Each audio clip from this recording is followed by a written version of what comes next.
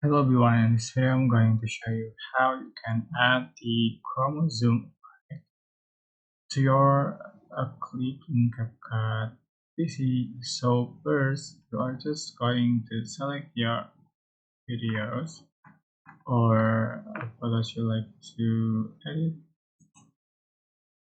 and for example, I'm just going to split the clip to some part,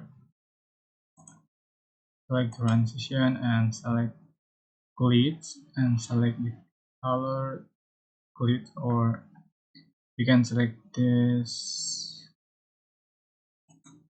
one if you like.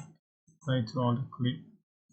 I'm going to select pixel cartoon and go to effect, select Chroma-Zoom and copy paste.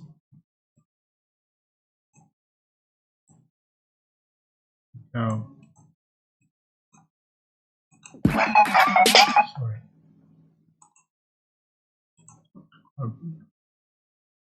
I hope this tutorial was helpful for you guys. Don't forget to like, comment, share, and also subscribe. If you have any questions, please leave in the comment section below. Thank you so much for watching.